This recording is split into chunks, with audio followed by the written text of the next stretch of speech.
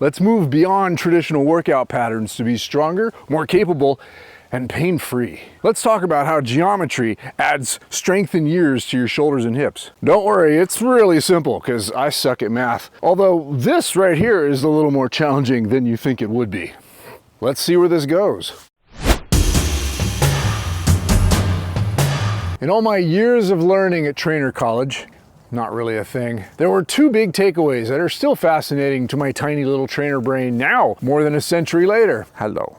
I know. And one of these facts is actually kind of crucial to keeping these flesh packets moving and grooving for the rest of their lives. We're a broken bunch, us humans. A big part of that is because we manifest our metaphysical baggage physically. But it works both ways, and we're learning that addressing the physical can actually strengthen the metaphysical, which for our chat here can be emotional, spiritual, whatever you're exploring connection with that isn't just chunks and bits of the body. But this physical begets metaphysical is hampered if our idea of physical strength training is limited. I've mentioned how the scales have tipped from workouts being healthy to workouts being damaging, often creating the same broken patterns that we see in non-workout folks. Because overactivity in the same lines and patterns breaks down a body just like inactivity does. We're a slouchy, hurty mess, whether we're on the computer or we're in a WOD. So, those two facts I picked up years ago, one of them we'll expand on here today, but both of them can help turn contemplation into awareness. And that's the guru bullshit way of saying that knowing these two things can help you know you better. This stuff just makes me want to hug me. This right here,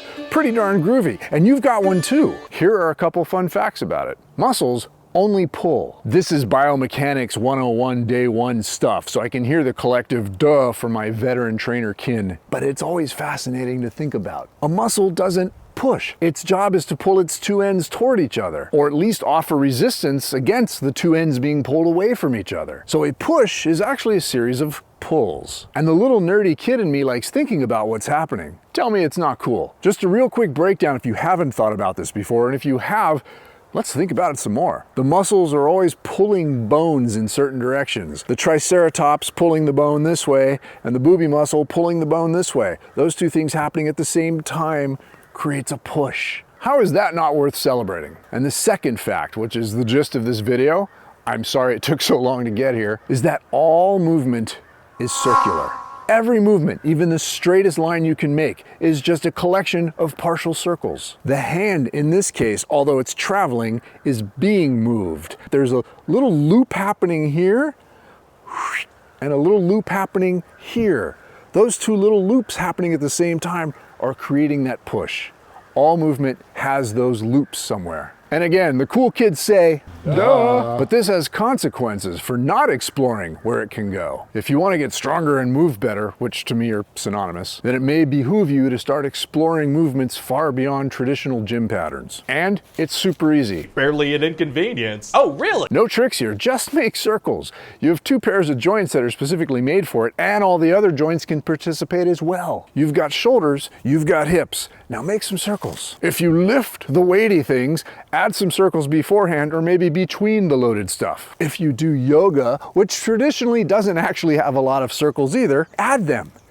It's not too hard. Or just do it whenever. We're looking for healthy ranges of motion.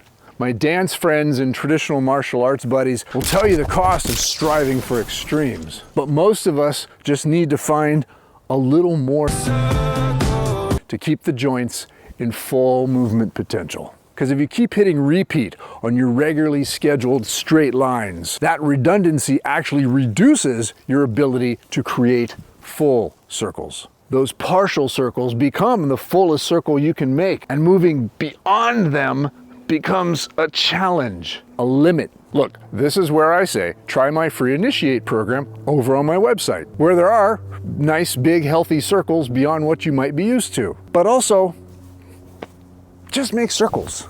Nothing loaded. We're seeking full range of motion, not added torque to a joint. Loaded circles are a video or an entire series for another time. I'll give you two ideas here. We'll keep it simple, which may be surprisingly challenging if you've been soaking in the traditional workout pond. We'll start with a figure 8. You're painting the biggest circle you can on the wall in front of you.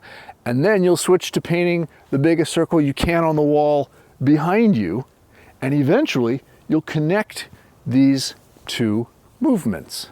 Grown-ups sometimes have a brain freeze during this movement, especially when you decide to change directions. So even if it's not the perfect infinity symbol, you're still making circles. Here's a fun one that really messes with adult brains. And of course, I'm going to have a full instructional video for it over on my website because it actually requires a full instructional video, even though it's just two circles. It's two circles going the opposite direction and meeting together at the top and bottom. This one can blow adults' minds. For some reason, it's very challenging.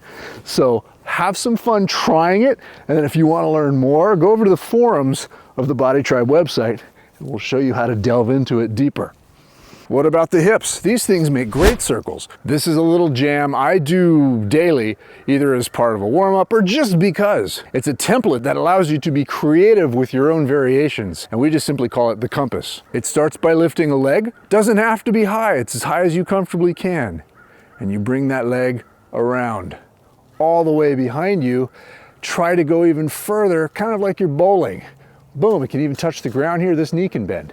And then you simply straighten that leg back and bring it back the same height. This is actually the hardest part.